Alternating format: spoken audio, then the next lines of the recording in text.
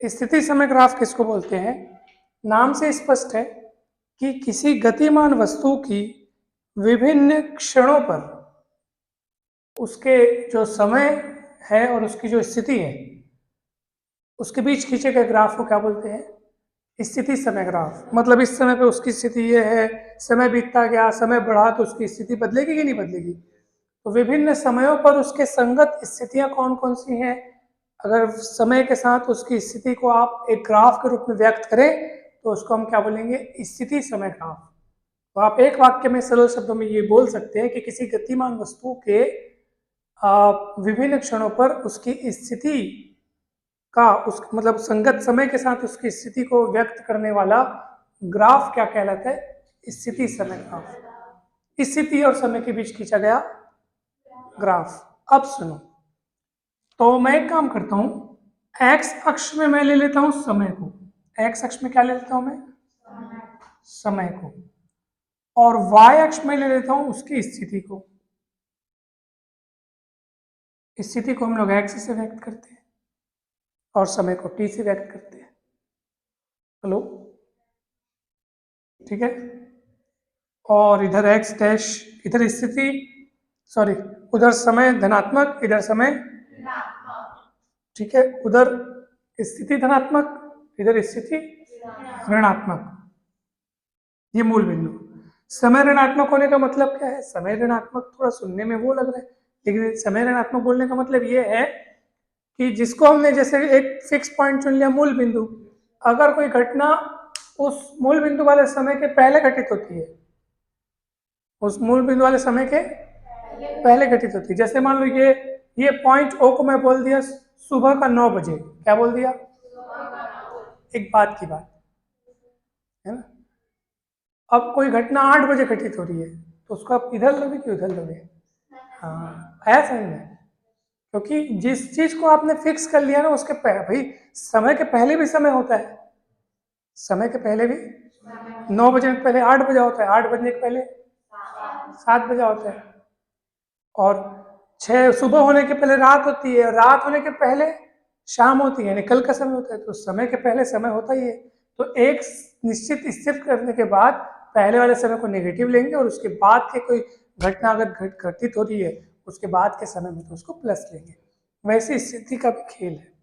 अब देखो, यहाँ पे मैं समय को सेकंड्स में शो कर रहा हूँ, मान लो, ठीक है, सेकंड में शो कर रहा हूँ। ये है 0 के बाद 1 2 3 4 आगे चलते जा रहे हैं। और इधर स्थितियों को शो कर रहा हूँ मैं, 0 1 2 3 4, इधर -1 -2 -3, इधर -1 से शो कर रहा हूँ। अब मान लो मैं वो जो चीज वहां पे लिखा था, याद है पिछले वाले क्वेश्चन में, पिछले वाले टॉपिक में, t बराबर 0 पर मान लो किसी वस्तु की स्थिति जो है t बराबर 0 सेकेंड पर कितनी थी? -2 मीटर मान लो, है ना। x यहाँ पे मीटर में है, लिख देता हूँ।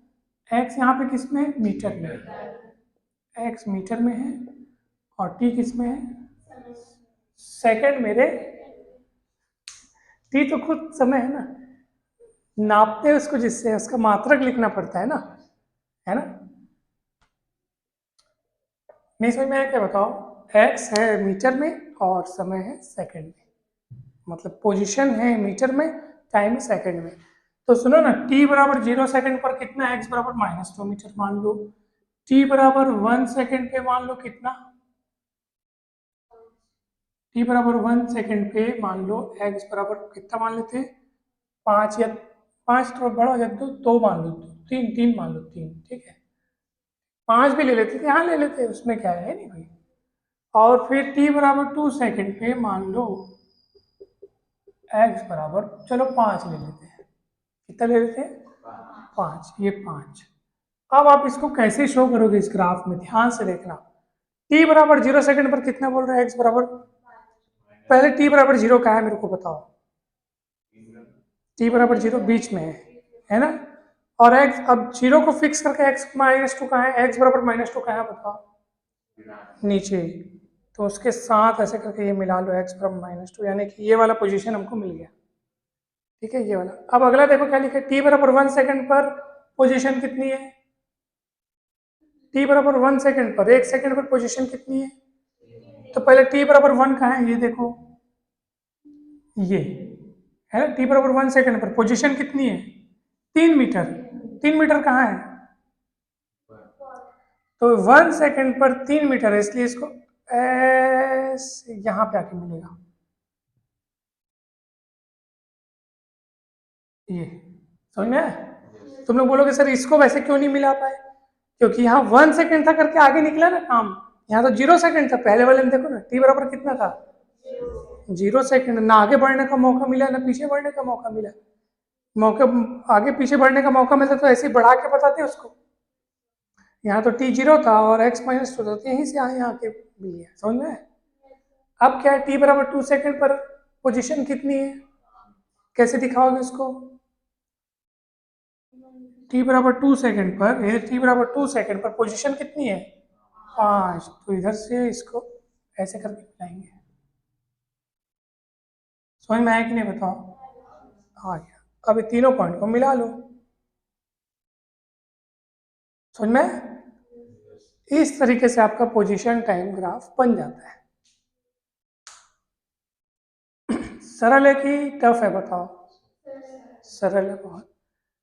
तो गतिमान वस्तु की विभिन्न क्षणों पर उसके समय के साथ उसकी स्थिति का जो ग्राफ खींचा जाता है, स्थिति और समय के बीच खींचा गया ग्राफ स्थिति समय ग्राफ। ठीक है, कोनो डाउट तो नहीं ना? अच्छा, अगर यहां पे मैं आपको बोलूं कि उस वस्तु की स्थिति फिक्स है, मान लो वस्तु की स्थिति क्या है? फिक्स यानी नियत। जैसे मान लीजिए उस वस्तु की स्थिति है t बराबर 0 पर, उस वस्तु की स्थिति है मान लो 3 मीटर।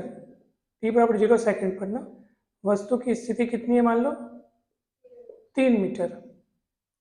फिर 1 सेकंड बीता, t बराबर 1 सेकंड पर वस्तु की स्थिति 3 इंच मीटर है, बदल ही नहीं रही है स्थिति। फिर 1 सेकंड और बीता, t बराबर 2 सेकंड पर वस्तु की स्थिति कितनी है? 3 इंच मीटर है, बदल ही नहीं रही है। और भी समय समय बढ़ाते जा रहे हैं, लेकिन वस्तु की स्थिति मान लो बदल ही नहीं रही है, सेम है। तब उसको ग्राफ में कैसे दर्शाएंगे, चलिए देखते हैं। सेम ग्राफ बनेगा, मूल बिंदु होगा, एक्स अक्ष पर तुम किसको शो करोगे? स्थिति को, सॉरी किसको? समय को, टाइम को। और वाई अक्ष में किसको शो करेंगे? स्थिति यानी किसको? एक्स को। ये मूल बिंदु हो गया। इधर 1 2 3 4 समय आएगा सेकंड्स में, और उधर क्या जाएगा? समय माइनस में जाएगा, -1 -2 -3। वैसे इधर स्थिति ऊपर प्लस में 1 2 3 और इधर माइनस में। समझ में आया कि नहीं, बताओ? अब बताओ कैसे बनाओगे? t बराबर 0 पर स्थिति कितनी है? तो t बराबर 0 पर 3 मीटर, ये यहाँ आके बनेगा। t बराबर 1 सेकंड पर 3 मीटर कैसे बनाओगे? तो t बराबर 1 सेकंड पर 3 मीटर, 3 मीटर मतलब इधर। कैसे बनेगा ग्राफ? कौन सा पॉइंट मिलेगा? ये पॉइंट मिलेगा कि नहीं मिलेगा, बताओ? ठीक है, ये ऐसे है। फिर t बराबर 2 सेकंड पर स्थिति कितनी है? फिर t बराबर 2 सेकंड ऐसे उठाओ, लेकिन वस्तु की स्थिति तो 3 इंच मीटर है। ये 3, न ऊपर न नीचे, 3 इंच मीटर है। t बराबर 4 सेकंड, सॉरी t बराबर 3 सेकंड पर भी 3 मीटर है, फिक्स है। t बराबर 4 सेकंड पर भी उतनी ही। समझ में आ रहा है कि नहीं आ रहा है?